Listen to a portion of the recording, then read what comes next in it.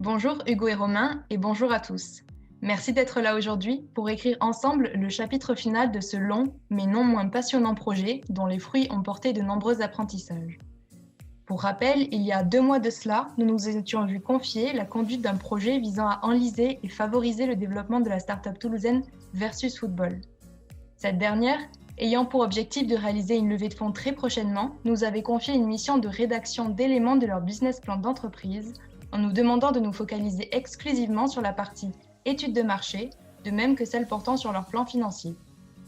Au regard de la nature de notre travail, nous avons finalement opté pour un livrable final prenant la forme d'un rapport de mission, ayant également assuré une mission de conseil en formulant tout un tas de recommandations quant à l'organisation de leur future activité.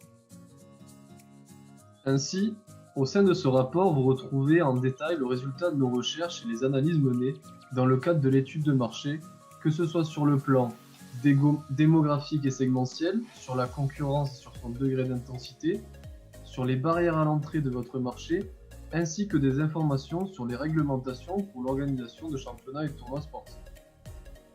Pour mener à bien nos recherches et l'évaluation de ces points de réflexion, nous avons utilisé des outils stratégiques en lien avec votre demande, comme l'outil Pestel ou encore les plus d'une force de porteur par exemple. Cela nous a aidé à identifier les variables pivots et facteurs clés de succès pertinents au regard de votre activité. En ce qui concerne la concurrence, nous avons réalisé un benchmark pour identifier les acteurs principaux du marché. Vous trouverez un récapitulatif de tous nos résultats sous la forme d'un SWOT en conclusion de l'étude de marché. Nous avons également pris soin de formuler des conseils sous forme de recommandations stratégiques et ou opérationnelles, qui nous semblaient adéquates au regard des résultats de cette étude. Pour vous donner un avant-goût de ces résultats, voici quelques chiffres mettant en lumière la situation actuelle du marché du sport autonome. Le marché du sport autonome, c'est aujourd'hui 22,4 millions de pratiquants avec une estimation de sa valeur à hauteur de 6 milliards d'euros. Donc le marché du football autonome profite aussi de ces tendances avec plus de 3,5 millions de pratiquants.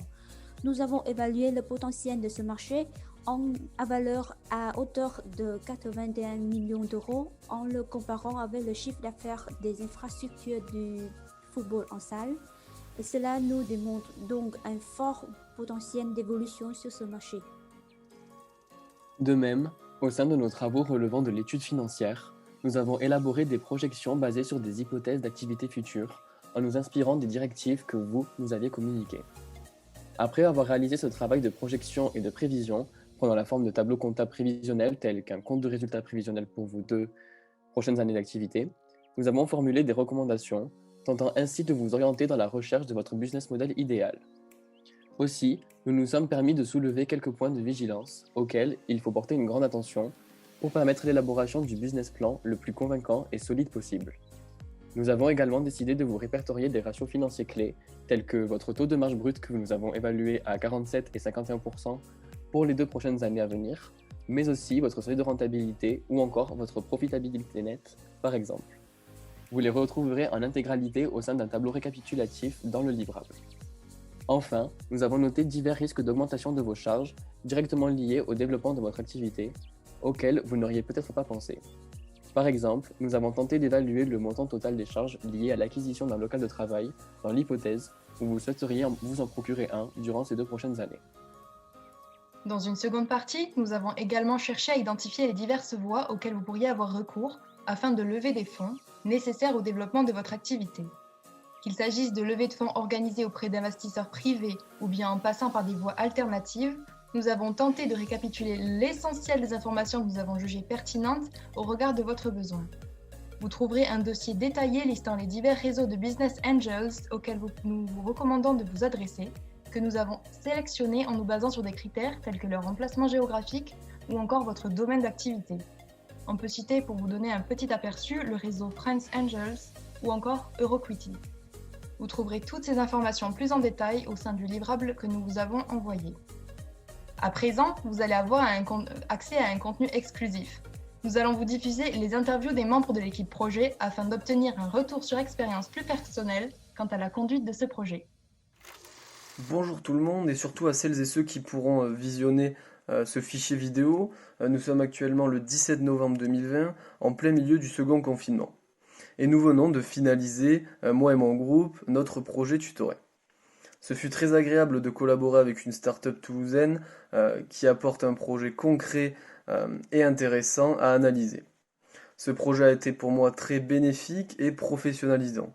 Sachant que je voudrais devenir chef de projet par la suite, j'ai pu mettre en pratique des outils managériaux que je ne connaissais pas auparavant.